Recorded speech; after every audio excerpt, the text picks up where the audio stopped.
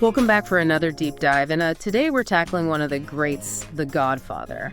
We're going beyond the usual stuff, going behind the scenes with the actual screenplay, digging into what makes these characters tick. Yeah, it's really a fascinating look at family dynamics, the immigrant experience, how power works. No wonder people are still analyzing this film decades later. Right. Okay, so we've got these scenes from the screenplay itself, dialogue, stage directions, all that. It's like we're in Coppola's head as he's putting it together. And right away, you see how the screenplay establishes Vito Corleone's presence. Absolutely. Take that early scene with Nazarene the baker. It just jumps out at you. That mix of fear and reverence. Vito's not a guy to be trifled with. Totally. And the wedding scene, the screenplay really emphasizes the Italian dialogue, the blessings, the whole cultural feel. It just pulls you right into that world. Oh, for sure. Coppola wants us immersed, right? It's intentional. But then we go from that celebration to Vito, very matter of fact, refusing to get involved with drugs, calls it a dirty business, compared to gambling, which is just a harmless vice in his mind. Yeah, it's like we get a glimpse into his moral code, even if it's a little, flexible, right? This is a guy playing by a different set of rules. And then Michael telling Kay that story about Johnny Fontaine's contract. Sure. Brutal stuff, but it sucks you in. And notice how Michael's telling it almost like he's detached from it. The screenplay's showing us he's still on the outside of that family business, for now. Yeah, for now. Because then everything changes, wham, that attempt on Vito's life. Suddenly, the stakes are sky high. You feel that tension just reading the scene in the hospital room, Michael thinking on his feet. Oh, that moment when he's on the phone with Kay telling her to be the long-distance operator. The tension's so thick you could cut it with a knife. Yeah. And the way the screenplay has us hear Tom's voice on the other end, completely clueless. Genius. Chilling.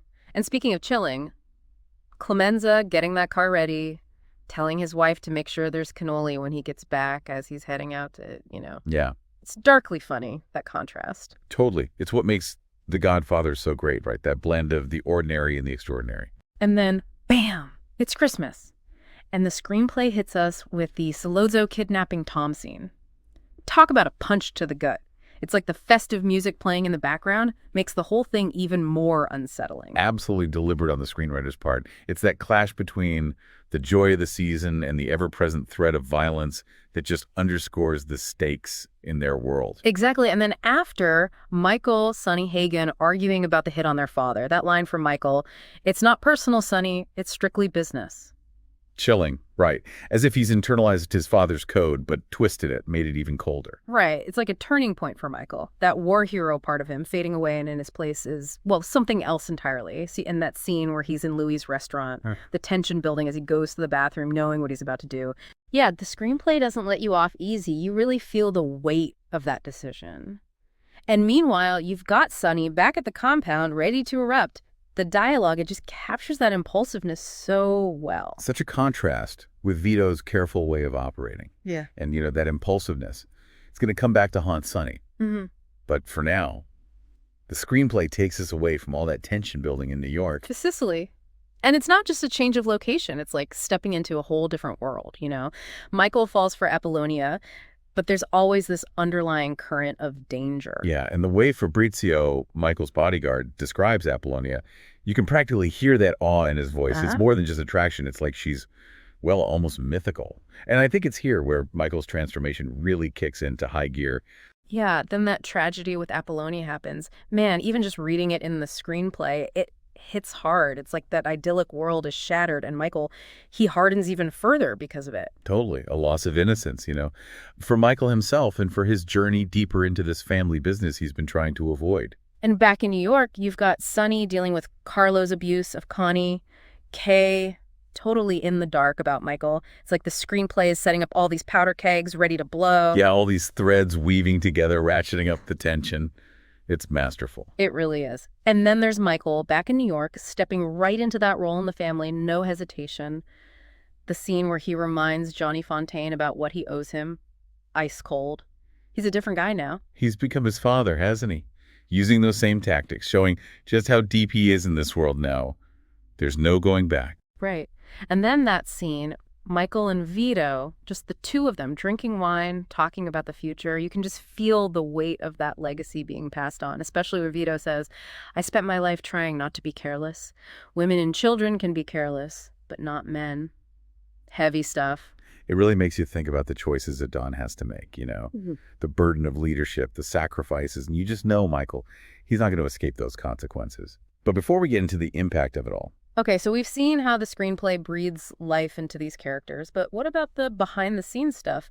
This Wikipedia article is a goldmine. Oh, it really is.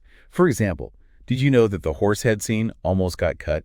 Wait, seriously, that scene is like burned into my memory. What were they thinking trying to get rid of that? Well, the Paramount execs, right.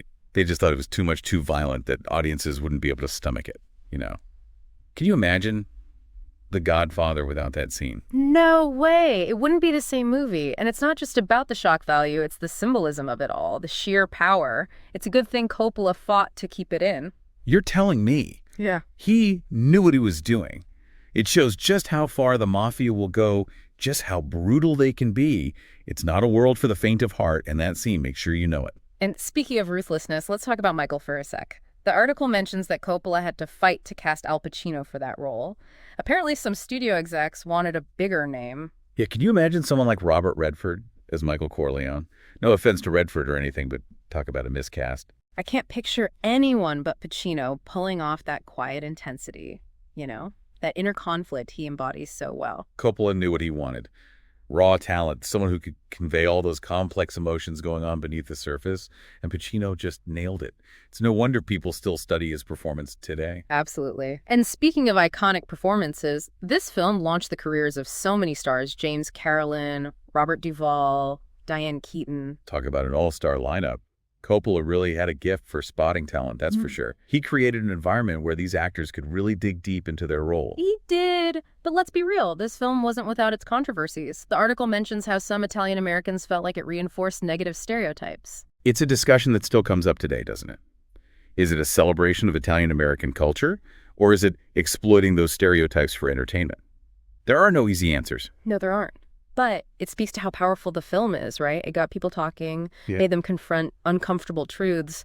It's more than just a gangster movie. It really is. It's a story about family loyalty, the American dream, and it just so happens to be set against the backdrop of organized crime. It's a film that stays with you. It does.